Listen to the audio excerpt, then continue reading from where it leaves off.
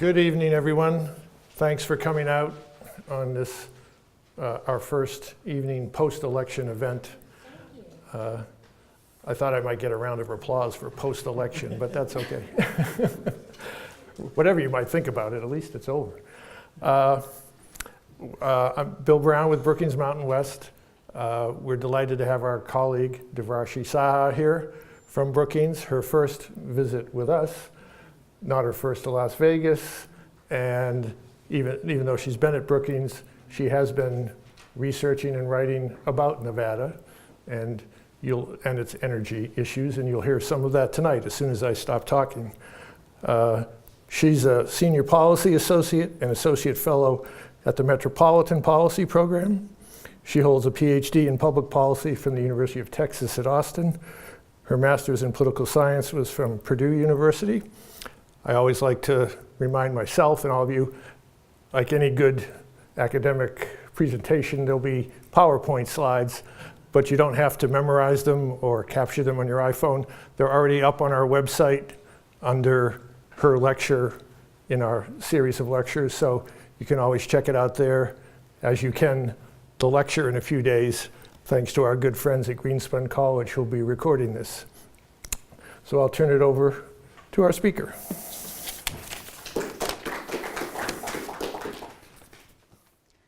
Thanks, Bill. Really delighted to be here. Wish it had been under different circumstances, but still, we've got work to do.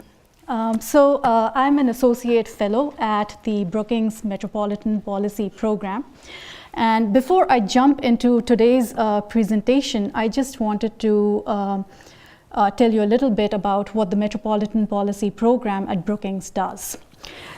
So at MPP, our mission is to deliver research and solutions that will help the nation's metropolitan regions build an advanced economy that works for all.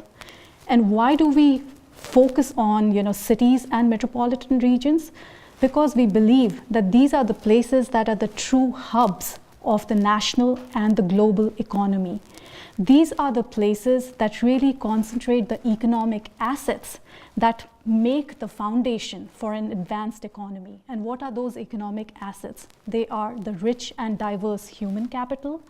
They are our modern infrastructure that protects the environment, that facilitates economic activity, and that provides access to opportunity.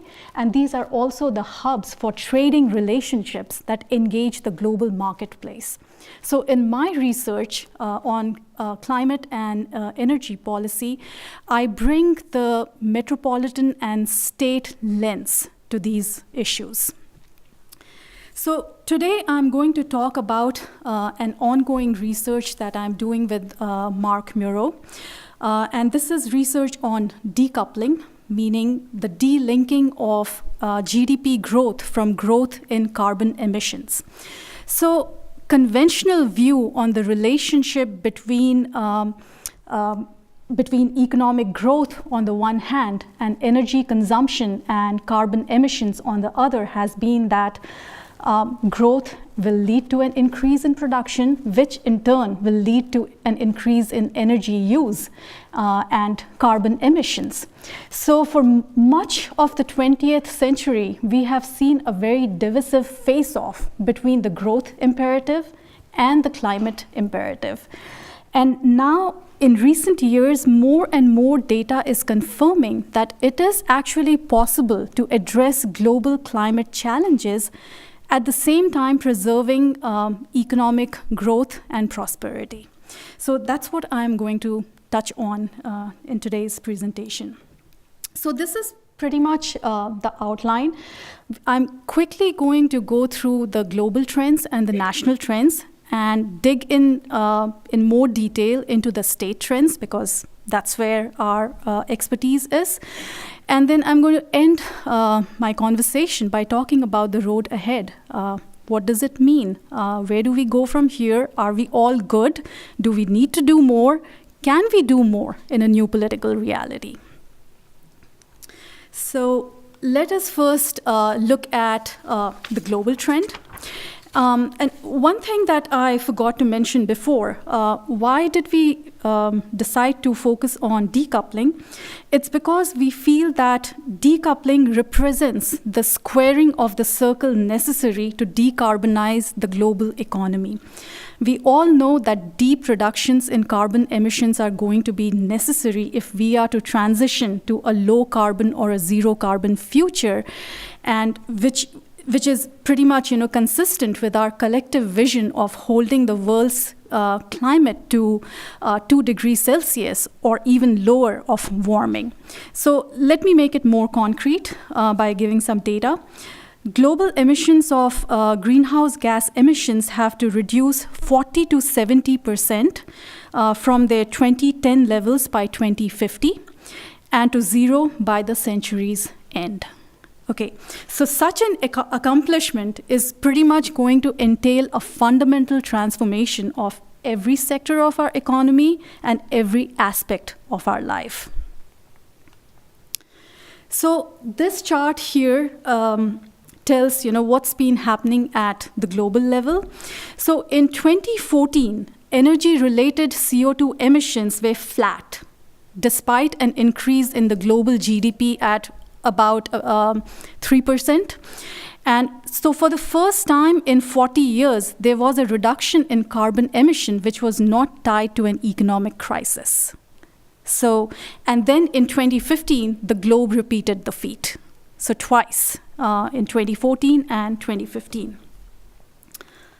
So obviously, the global aggregate number masks great diversity in country-level details, but several developed advanced economies, mainly in Europe, have decoupled their GDP growth from growth in carbon emissions.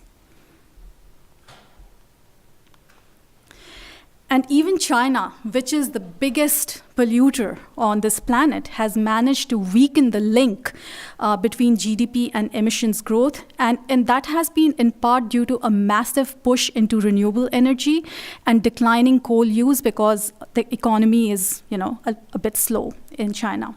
But again, make no mistake, China is still pumping out huge quantities of CO2 every year. So, World Resources Institute, another think tank based out of DC, in a blog earlier this year, actually looked at about 67 countries, and it found that 21 nations have succeeded in decreasing their emissions while growing their GDP, and they looked at this from 2000 to 2014. So it's a large enough, it's a multiple number of years. So this is basically a positive story of emerging transformation that's happening globally. So let's move to the United States.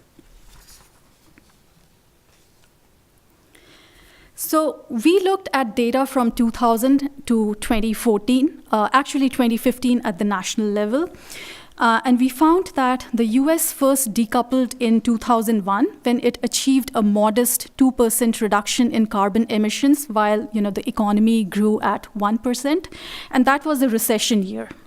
And decoupling happened again in 2006, which was a year of solid growth. And more recently, the nation's emissions and growth have decoupled from 2010 to 2012 and then again in 2015. So what this means is that decoupling is clearly happening more frequently now. So many factors are driving these trends, including the large-scale switch from coal to natural gas that is happening across the country.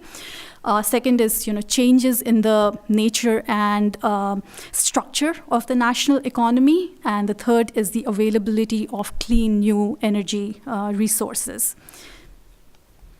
So this graph actually shows how emissions from petroleum and other liquids, which have been the largest source of energy-related CO2 emissions, in recent decades have plateaued from 2004 to 2007, then they kind of decreased through 2012, and then again increased slightly thereafter. More importantly, since 2008, coal emissions have generally declined, and natural gas emissions have increased since 2008, which is primarily reflecting the natural gas share of electricity generation, largely through displacement of coal-fired generation. This graph actually shows how the share of electricity from different fuel mixes is changing. And you can see that the natural gas share of electricity generation grew from approximately 11% in 1990 to 29% in 2012, and then it's dipped to 26% in 2014. Coal's share of electricity generation has fallen from 54% in 1990 to 40% in 2014, and renewables other than hydropower are providing a growing share of generation in recent years. This graph shows how power sector CO2 reductions have happened in years 2006 to 2014, and this is relative to 2005 generation fuel mix and efficiency. Obviously, increased use of natural gas and the growth in non-carbon generation, including wind and solar, are contributing to the decline in declining emissions from the power sector. Let's now move to the state level, and that's here where I'll spend most of my time. And I think this is an important pivot given what's been happening recently. And I think it's an important reminder for us that states and cities are going to be crucial players in the carbon drama, just because they retain a unique and strong influence over multiple policy levers that can reduce carbon emissions. So for instance, states regulate investor-owned electric utilities. States are the entities which set carbon emission rules and renewable portfolio standards and energy efficiency standards. States also shape land use rules, building codes, and the transportation system. So it is safe to say that any progress at the national level is going to depend hugely on what's happening at the state and the local level. So looking at the period between 2000 and 2014, we found that a total of 33 states, including the District and the District of Columbia, managed to expand their economies while reducing their carbon emissions during that 15-year stretch. So, but this, masked great diversity in the pace and extent of decoupling varies from place to place. Among states, Maine has achieved the largest CO2 decline while still growing its economy by 9%. And you also have other big states like New York and Massachusetts and Georgia. And Nevada is also in this list of 11 states which have achieved the strongest decoupling. So collectively, these 11 states have reduced their emissions by 19% while expanding their GDP by a robust 22%. On the other end of the spectrum, you have 8 states which have experienced a weaker form of decoupling. And collectively, these states have reduced emissions just by 6% while growing their GDP by 25% during the same 15-year period. And interestingly enough, California falls in this category. So despite its record of adopting stringent climate change policies, California has managed to reduce its emission by a modest 6% while expanding its economy by 28%. So we're still trying to figure out what explains that disconnect, because California is always regarded as a trendsetter in terms of climate and energy policy, but in terms of emission reductions, it hasn't gone as far as other states like New York and Massachusetts. which are also seen as other, climate-friendly states.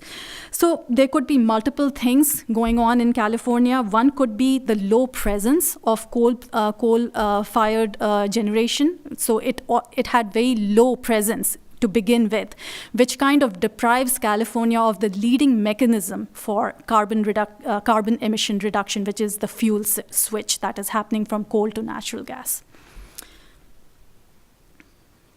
Finally, we found that 16 states have not decoupled and instead experienced rising emissions along with rising GDP. And a few of those places have seen dramatic increases in emissions, especially Nebraska and North Dakota.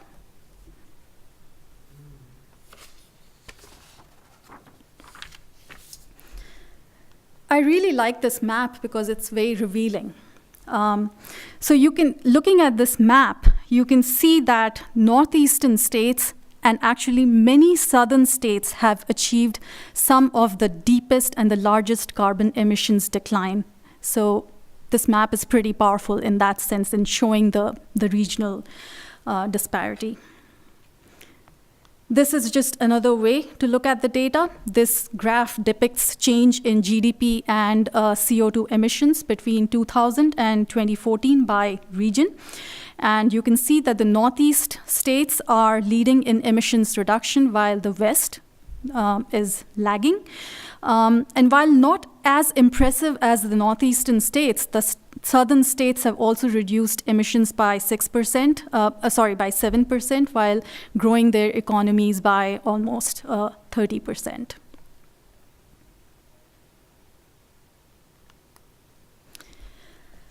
So what explains this variation in emissions reduction across different states?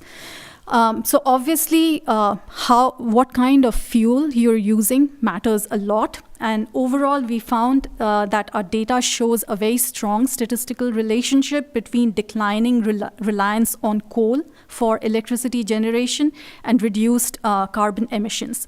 So you can see that the northeastern states are the least dependent on coal at 17% in 2014, and the Midwest is far more dependent on dirty coal for generating power than any other region. But irrespective of the regional differences, you can see that there's a secular downward trend in declining coal use for electricity generation. And we expect that's a trend that is going to continue.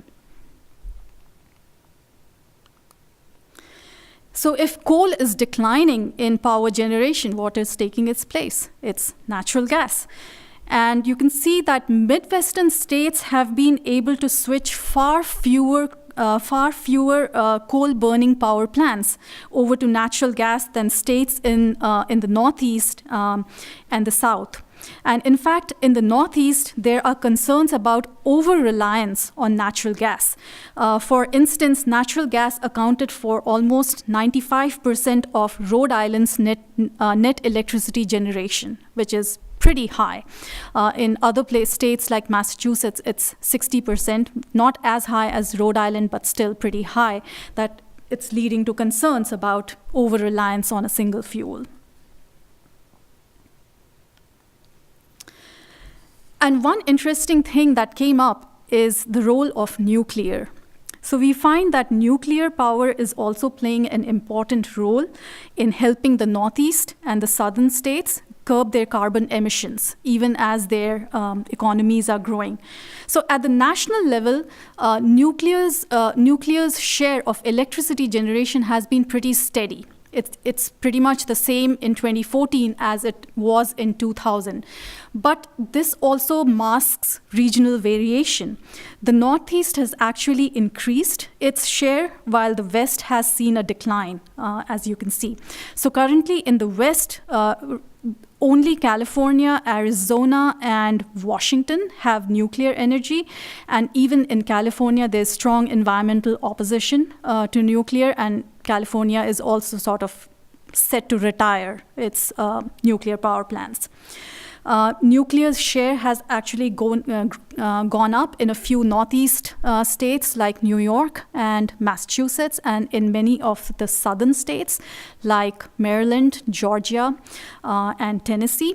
And the fact that 4 new nuclear reactors are now under construction in Georgia and South Carolina, and 1 due to resume commercial operations soon in Tennessee, shows that many of these southern states are going to maintain their carbon emission reduction because they are going to have access to zero carbon fuel source.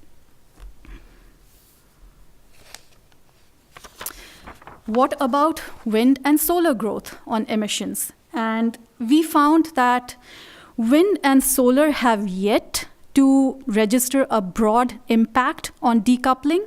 And in fact, we did not find any strong relationship between state carbon emission reductions and change in solar and wind's share of power generation in those states, which was a little surprising, not so much surprising for solar because solar still accounts for a very large share of net electricity generation in the states that it is in play. But we were definitely surprised about wind because if you look at places like Idaho, North Dakota, South Dakota, Iowa, these are places where wind is a very strong player. And actually, in Iowa in 2014, about 30% of the net electricity generation came from wind, which is huge, 30%. The numbers for South Dakota, they're 21% wind. North Dakota, 17%. Idaho, almost 19%. So they're getting, their electricity, substantially from wind. And yet, these are the states where carbon emissions have been increasing over the long period between 2000 to 2014 and over the short run between 2008 to 2014. And wind and solar development has really taken off since 2008. But again, these are the states where you're seeing solar and wind development, but also increasing carbon emissions. So, a lot of things that could be happening there, that the positive impact of wind and solar is being undercut by other factors. But I think it would be safe to say that going forward, wind and solar will likely contribute to decoupling and decarbonization in these places. So that is sort of, sharing of the data. Now let's talk about the road ahead. So, I'm standing here before you 1 week after the election. So we are, I think, at an important juncture in terms of the climate and energy landscape. And so I think my conversation with you would have been very different if Hillary Clinton had been elected. And I had started preparing this presentation, before the election results came out.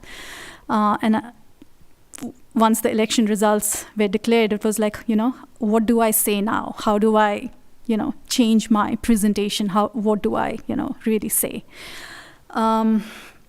So this is a graph that I have borrowed from Price Waterhouse Coopers. They did an analysis which came out, I think, in early 2016. And it's pretty powerful. So there are 3 things to look at in this graph. And it really shows how much of a gap there is between where we are now and where we need to be if we are to, transition to a zero carbon economy. And I'm not talking about just the Paris Agreement, which itself many people don't consider as aggressive. So on average, carbon intensity has fallen by 1.3% each year since 2000. So that is business as usual trend, what has been happening. So that is 1.3%. So, and in the lead up to the Paris Agreement, countries proposed a range of emission targets. And if you take all those emission targets together, those will lead to an average carbon intensity reduction of 3% going forward, which is still a progress over the 1.3% that historically we have been seeing, but it still falls far short of the 2 degrees Celsius goal. And PricewaterhouseCoopers estimated that at the global level, we need a 6.3% reduction every year going forward to stick to the goal of 2 degrees Celsius warming. So 1.3%, what has been happening, Paris Agreement, progress, we can get up to 3% reduction every year, but we still need to get to 6.3. Huge gap. Let's translate this to what's happening in the US. So we calculated that for its part, the United States will need to decarbonize its economy by 4.3% a year from now till 2030. Okay, so that's the orange line there. And between 2000 and 2014, the US has been decarbonizing at a rate of 2.1%. And obviously, there are some states which have done better than the national average, and there's other states which are below the national average. But you can still see the disconnect between the 4.3 target every year from now and where we are now. So that's a very sobering slide.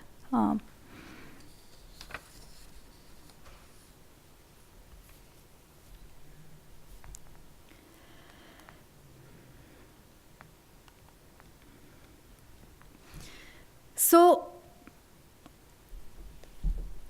typically, I'm really thinking about what to say now, sort of, the road ahead.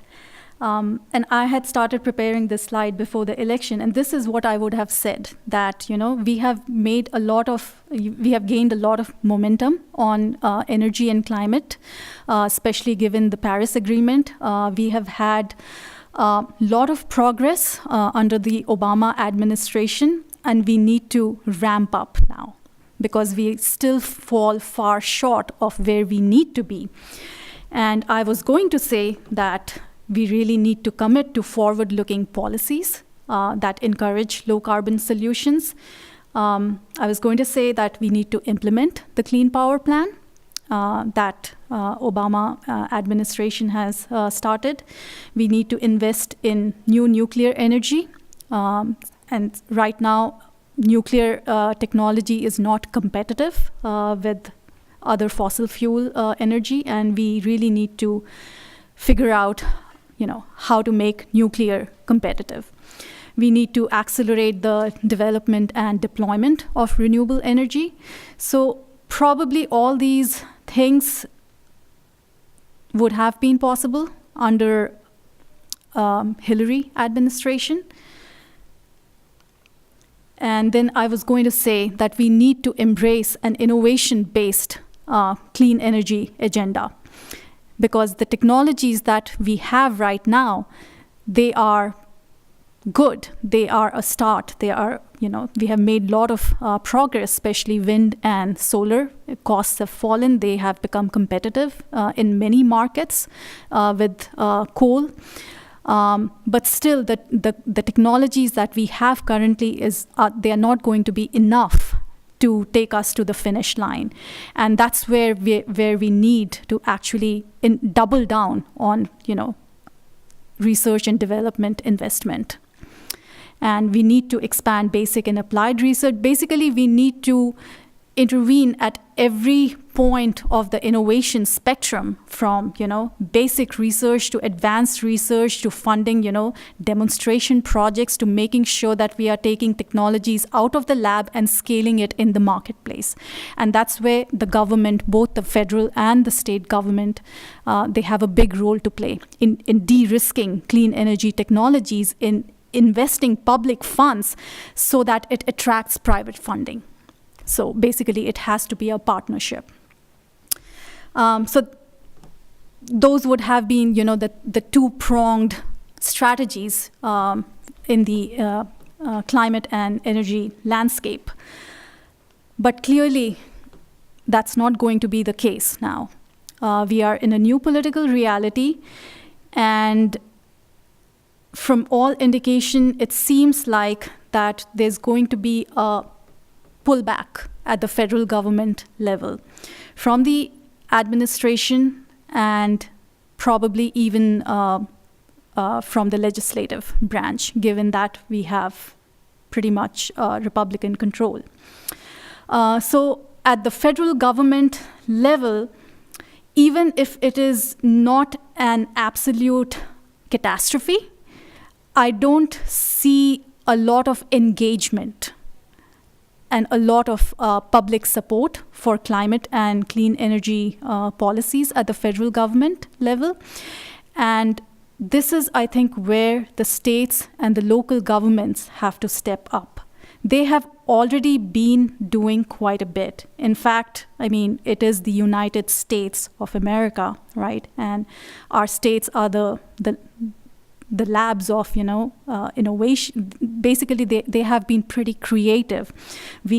And this is where I think they will need to step up even more. And a lot is actually under their control now to shape climate and energy policy.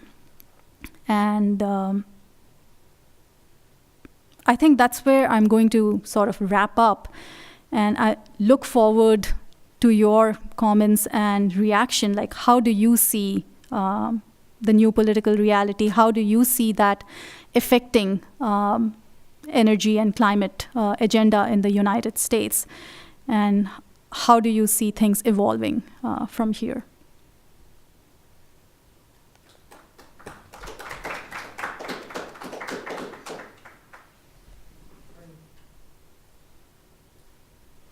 Sure. Yeah. Yes, I think a very, very good talk, and yet here in Nevada, I think we have some positive possibilities. In fact, even some of the folks I've been talking to that are going to be in the assembly, and I think there's some really positive aspects, both in the solar, but we only have one coal plant still left, and it's very interesting. I know both the PUC and the legislature insist on keeping that open sort of as a security blanket.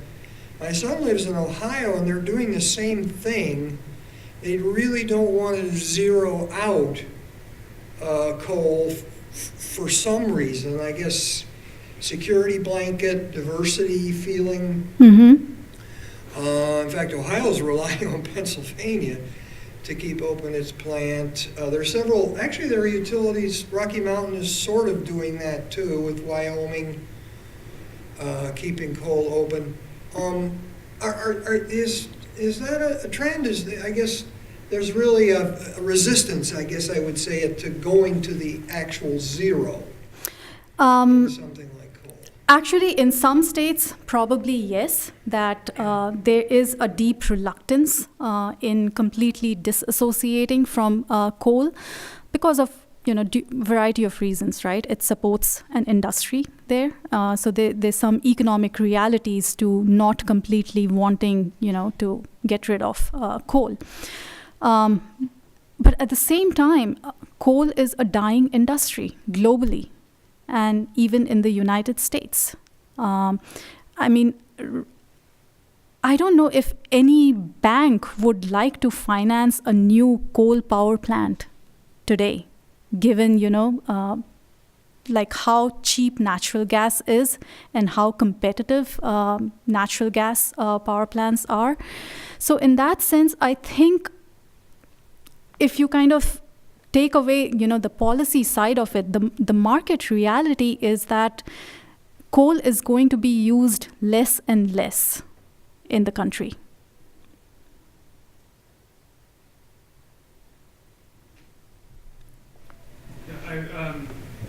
I was interested in how the focus on decoupling was primarily decoupling energy sources from growth. as opposed to energy from growth. So I'm curious if you're seeing any level of decoupling from just energy use in general and growth. And the specific thing that I'm interested in relation to that is most of the numbers were related to electricity as opposed to like mobility, transport. Absolutely, yes. So.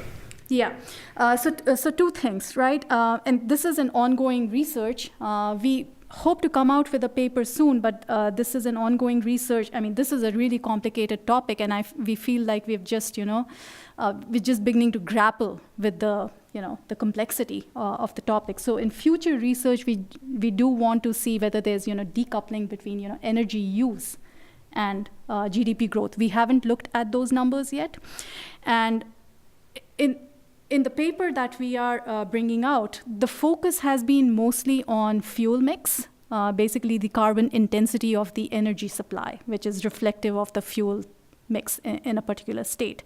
But we are aware that there could be other factors that affect decreasing carbon emissions.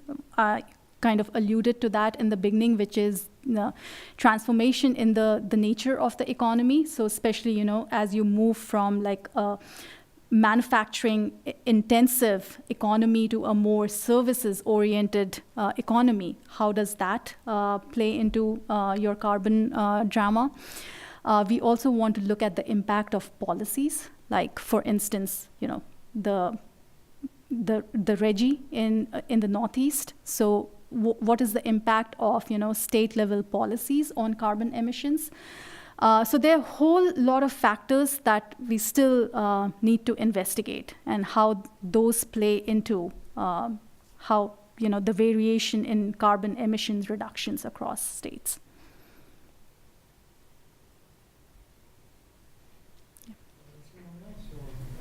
I had a second idea.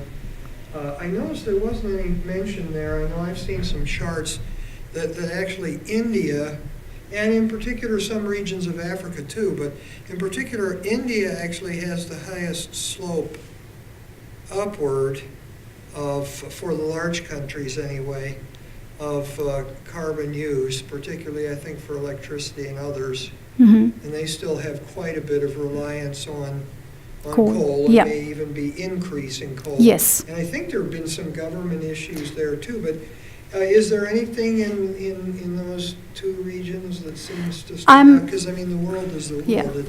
Yeah. It will affect everything. I'm not very familiar with what's happening in Africa, but can certainly speak a little bit to what's happening in India. Definitely, the Modi government, Prime Minister Modi, has made a huge commitment to increasing the use of coal.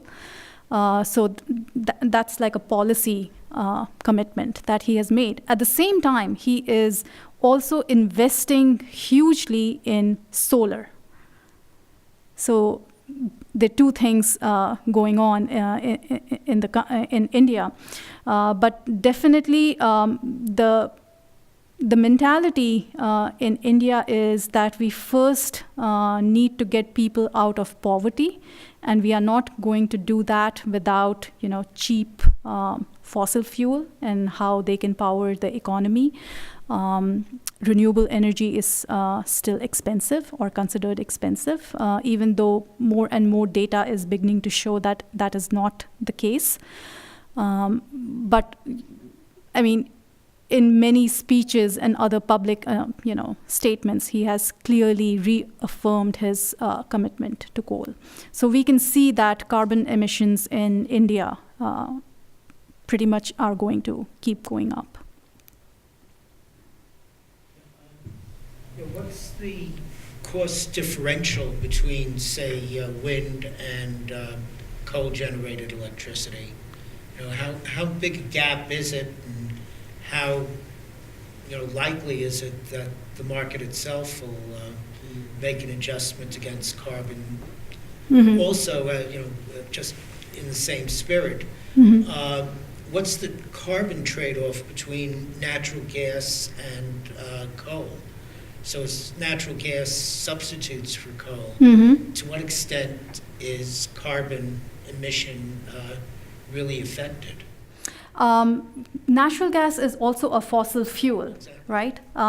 So it's basically, you're still getting carbon emissions associated with natural gas use, but not to the same level and extent as coal use.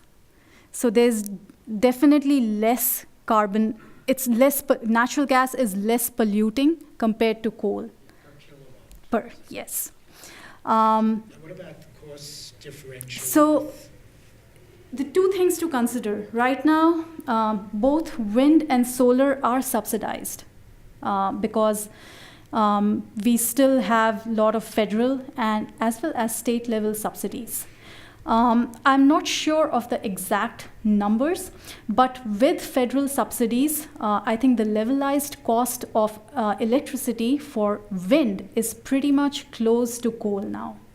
But that's with subsidy. But if you take away the subsidy, the gap becomes a little bigger, but the gap is more for solar. Solar is still not at cost parity with coal, even with subsidy. And if you take out subsidy, the gap becomes even huge. But wind, I think, has made much more progress than solar in terms of sort of shifting towards where coal is in terms of cost. Are there any subsidies in coal? Oh, yes, there are. I imagine so. Yes, there are. And I don't think, at least I haven't seen any analysis which, takes away the subsidy from coal and takes away the subsidy from, wind or solar and, compares it. But, there's subsidies at so many different levels that can go into an industry that sometimes it becomes difficult to sort of disentangle and track, like how it is really sort of affecting the bottom line, really. Hi, I just wanted to get your take on some of the specific trends within solar and nuclear. So for solar, do you see more solar thermal versus photovoltaic? Do you see roofing being more the trend for the future? And then with the nuclear stuff, I know that you mentioned 4 plants are in construction, but that's like old generation. So are there any permits being applied for right now that are using the newer generation stuff like molten salt reactors or anything like that? No. No, I'm not sure of the nuclear answer, but I'm going to assume that with some technology improvement, even in nuclear energy, the new nuclear reactors, they're not power plants, but just individual reactors. So the 4 new nuclear reactors in Georgia and South Carolina, they are probably going to be a little more advanced in terms of technology development compared to older nuclear power plants, but they are still not as cost competitive compared to other fuel sources. And your other question was, sorry, can you repeat that? Solar. So did you think yes. It was solar thermal versus photovoltaic, roofing? Stuff like that? Solar PV has really taken off. There has been a huge explosion in the rooftop solar market, especially in some states like California, New Jersey, Massachusetts, Nevada, Arizona. At the same time, I think there is a growing trend in utility scale solar, and they could be using different technologies like thermal or concentrated solar power technology for running these huge utility scale solar. So I think right now in terms of installed capacity, just because utility scale solar tend to be sort of huge, in terms of installed capacity, I think utility scaled solar outpaces rooftop solar. But again, there has been a huge phenomenal growth in the rooftop solar market. If I could follow up just one more. So does environmental regulation hinder one form of solar versus the other? That's a good question. I don't know. We have a lot of issues here. The answer is, I think that's really yes. There are some serious regulatory issues about Mhm. the solar, particularly rooftop. Mhm. I'm thinking more like zapping birds. Is that? Yeah, I think his yeah, I'm not sure, like in terms of regulations favoring one rooftop solar versus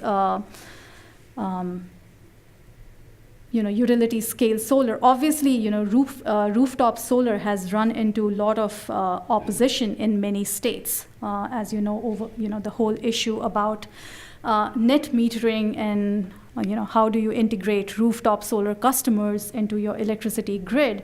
So from that vantage point, yes, rooftop solar is actually running into a lot of regulatory hurdles.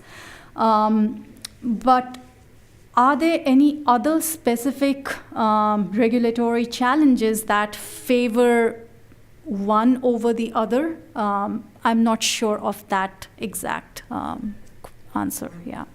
On his statement too, I know the data I've seen, natural gas is more than less than half the CO2 emissions per kilowatt hour, and coal has nitric acid, sulfuric acid, slag, other issues also wrapped in. Anyway. Yeah, and which is actually, the scary part, that so much of the carbon emission reduction is happening to a one-time opportunity of switching from coal to natural gas. Natural gas is again it is supposed to be a bridge fuel, right? It's not a zero carbon source. So that's actually a pretty worrying trend. When you mentioned that, you said that the states that had the winds that were really rising with the wind energy, but they didn't see a large decrease in their carbon. And you said we can attribute it to other things going on. Are there studies that can give us some of those, maybe what's going on there, why they haven't decreased anymore? I'm not aware of studies that have sort of dived into these states and looked at the connection between increase in renewable sourcing for electricity generation, but not seeing similar sort of decline in carbon emissions. But there could, as I said, there could be a whole lot of other factors. I mean, depends on what's the industry, how are the state economies in those places? Are they heavily energy intensive? Are they sort of relying on dirty manufacturing facilities? So there's all sort of other factors that could be playing into that. I don't want to cut us off for a last question for anybody. Please, just a comment. Your question about nuclear. I used to work at the Yucca Mountain Nuclear Waste Program until about a decade ago, and kind of occasionally got involved in just other aspects of nuclear. But when I was retiring, I know that they were beginning to look at research on smaller reactors. Because there's so much cost involved and issues involved with larger reactors. So the idea was to, and it may be going on, I don't know, smaller reactors that would actually consume the waste. Mm-hmm. The big issue right now is the waste. And trying to, there's, 100,000 metric tons that are accumulating at power plants. Mm-hmm. So I think that if they get beyond that, I think you may see more nuclear. Actually, the DOE's ARPA-E, the advanced research, I forget, but which was sort of modeled on DARPA. So ARPA-E, I know, has is sort of investigating into sort of new breakthrough nuclear technologies, especially smaller modular designs. And that goes back to my point that you really need government involvement in these kind of advanced and basic research, because the private sector is not going to be willing to fund these kind of research, and take them to the market. Well, there were some smaller reactors, I think, that were called the pebble reactors and so on, that are fail-safe. I know that was one of the things I was looking into. Can we make these darn things fail-safe? So we don't have a China syndrome to live with. But anyway, I think there are some. There's a number of designs. I think there are some folks looking When into I was in the that. Navy, they were using, to get smaller. Okay. We'll be around if you have an unasked question that you'd like to talk to Devarashee about. Thanks for coming out tonight. We'll be back in 2 weeks with the holiday in between. And we'll have a colleague back out from Brookings, Stephen Piper, will be out. He's had a distinguished career in the Foreign Service, including a stint as ambassador to the Ukraine. So he'll be talking about the future of Russia-US relations, which probably couldn't be more timely. So hope to see you then. Thanks again for coming out.